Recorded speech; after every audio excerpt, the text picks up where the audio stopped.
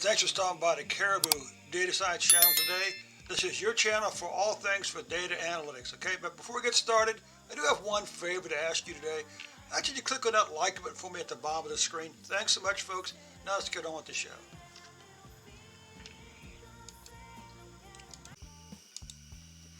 Okay, welcome back to the Caribou Data Science channel. This is the third video in our series using ChatGPT and to build a Power BI dashboard.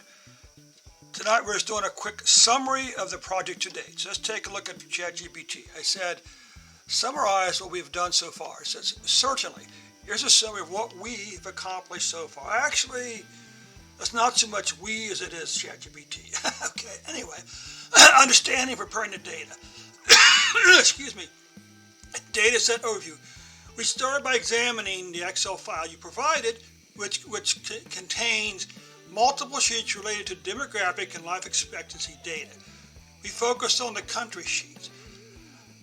Data structure analysis. I provided an overview of the structure of the country sheet, which includes data on life expectancy at different ages, along with gender differences in life expectancy and across various countries. Importing data into each table, into Power BI. I guided you through the steps to import countries, sheets into Power BI using the Get Data function, and how to use Power Query for preliminary data cleaning. Creating measures in Power BI. Basic measures we discussed creating basic measures in Power BI using standard DAX functions, sum, average, count rows, minimum and maximum. These measures was designed to aggregate life expectancy data in various ways. Itinerary functions.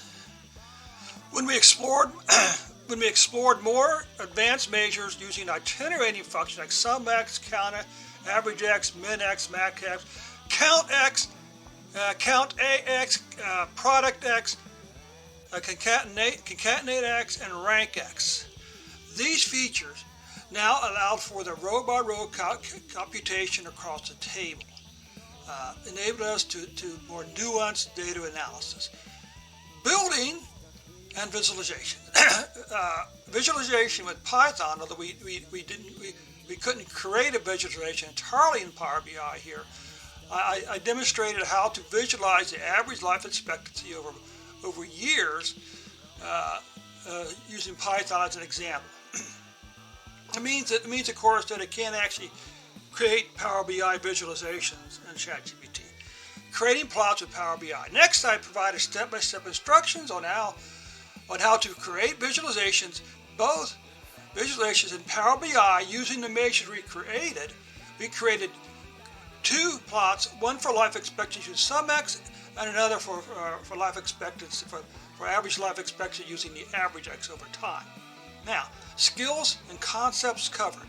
Data analysis and cleaning. We covered the essential aspects of analyzing and cleaning data in Power BI. We learned about various DAX functions and their applications.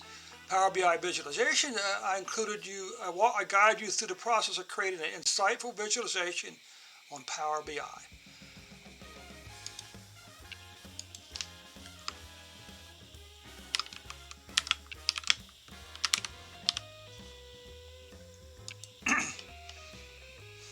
Now, throughout this process, you gain insights in both technical aspects of using Power BI and DAX, as well as practical applications of these tools for data analysis and visualization.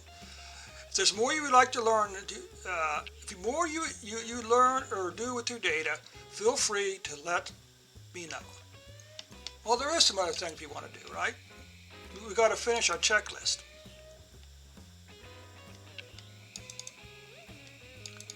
So where we left off is,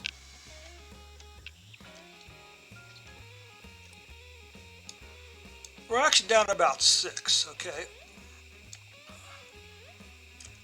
Then we got to finish up down here. Can you give me a range of best practices around Power BI visualizations and report development? Can you act as storytelling and visualization experts and help me develop a report for my executive team on data provided above? Can you advise me on where to place each visualization, and which is the best visual showcase to main highlights? And that is where we are. That concludes our so you are now up to date with our project so far, okay? And in the next video, we'll return to begin work on the final 3 steps, okay? Thanks so much for your time. Of course, as always, hey, don't forget to click that like button for me, okay?